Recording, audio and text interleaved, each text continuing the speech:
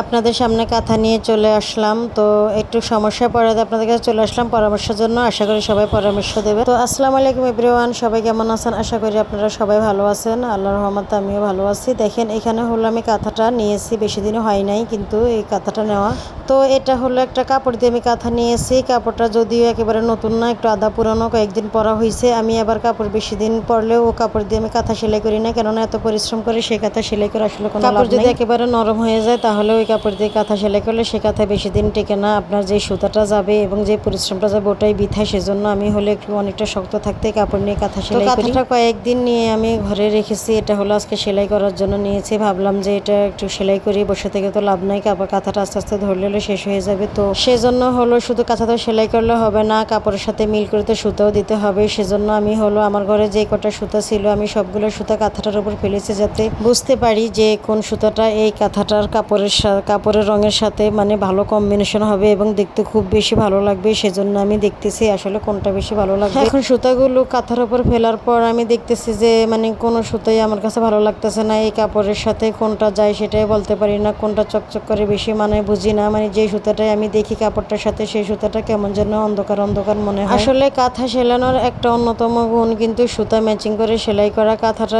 যদি আপনি কাঁথাটার কাপড়ের রঙের সাথে সুতা ম্যাচিং করে সেলাতে পারেন তাহলে দেখবেন যে আপনার কাঁথাটার সৌন্দর্য দ্বিগুণ বেড়ে গেছে। আসলে আমি সেজন্য আমার ঘরে যে কটা সুতা ছিল আমি সবগুলো নিয়ে আসছি। এর থেকেও আর বেশি নেই, আমার কাছে এই কটাই আছে ভাই, আর বেশি নেই। যে কটা আছে আমি সবগুলো এখানে নিয়ে আসছি। এখন হলো আমার মাথায় ধরে গেছে যে আমি এই কাঁথাটার সাথে হলো কোন সুতাটা ম্যাচিং করব। আসলে এটা হলো একটি মানে কাঁথা, দুটা কাপড় দিয়ে কাঁথাটা সেলাই করতেছি, এই ফার্স্ট সেলাই। প্রথমে কিন্তু আমরা সাধারণত এই দুটা কাপড় নিয়ে কাঁথা সেলাই শুরু করি। তারপরে যদি দেখেন যে এই কাঁথাটা যদি একটু ছেড়ে যায় তাহলে এটার উপর আমরা আরও একটা কাপড় অ্যাড করি, দুই পাশে আরও দুইটা অ্যাড করে সেলাই করি। এভাবে করতে করতে অবশ্যই একসময় কাঁথাটা অনেক মোটা হয়ে যায়। আর যদি আপনাদের মনে হয় যে না কাঁথাটা খুব বেশি মোটা হয়ে যাচ্ছে তাহলে আপনারা উপর থেকে হলো চেরা কাঁথাটার কিছুটা অংশ উপর থেকে ফেলে দিয়েও আপনারা কাপড় লাগিয়ে হলো সেলাই করতে পারেন। তখন হলো কাঁথাটা খুব পাতলা দেখাবে, এতটাও হলো তল দেখাবে না। তো সেই কথা হলো পরে যখন আমার এই কাঁথাটা ছেড়বে, যখন আমি এটার উপর কাপড় দেবো বা যখন আমার কাছে খুব মোটা মনে হবে তখন আমি সেটা ফেলবো, সেটা হলো পরের কথা। কিন্তু এখন তো এখনকার কথা আগে আমার বুঝতে হবে।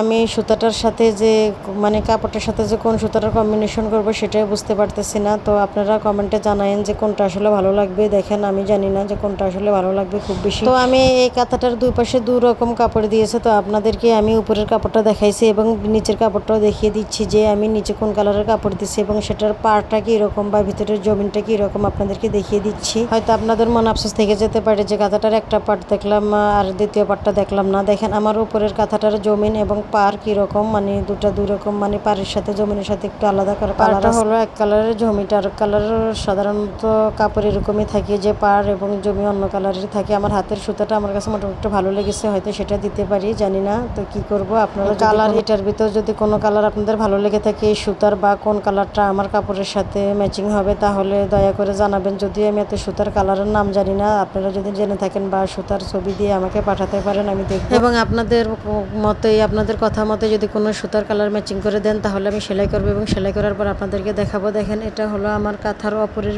পিঠটা আমি আপনাদেরকে ভালো করে দেখাচ্ছি। দেখেন ওটা পার, এটা হলো ভিতরের জমিটা কেমন হচ্ছে, মানে আপনাদেরকে ভালো করে দুটো পাশ দেখাইয়ে দিলাম যে কোন পাশটা কি রকম। এটা হলো আমি কলম দিয়ে এঁকে নিয়েছি। আসলে এই পাতলা খাতাগুলি কিন্তু যখন হালকা শীত পড়বে তখন দেখবেন যে কম্বল গায়ে দিলে বেশি গরম লাগে এবং আবার একেবারে কিছু গায়ে না দিলেও শীত লাগে। মানে মোট কথা হলো যখন হালকা হালকা শীত পড়ে তখন কিন্তু এই কাঁথাগুলি খুবই কাজের এবং খুবই ভালো লাগে এবং এই কাঁথাগুলি তখন অনেক। তো আমার ঘরে এরকম অনেক কাঁথাই আছে, আমি হলো সেলাই করে রেখে দেই। তখন হালকা শীত পড়ে তখন লাগে আমার 3টা খাটে তো লাগে, তারপরে মেহমান আসলে একটু বাড়তিও লাগে। দেখেন এই জন্যই আমি সেলাই করে রেখে দিই। আসলে বাড়তি থাকলে তো সমস্যা নেই, ফেলানো তো যাবে না। তো দেখেন সবগুলো সুতাই এখানে রেখেছি, কোন সুতাটা ভালো লাগে সেটা আমি বুঝতে পারতেছি না। আমার মাথাটা বন করে ঘুরতেছে আর আমি আপনাদেরকে জিজ্ঞেস করতেছি আসলে কোন সুতাটাই বেশি ভালো লাগবে। আসলে আমি এটা ম্যাচিংই করতে পারতেছি না, বুঝতেই পারতেছি না।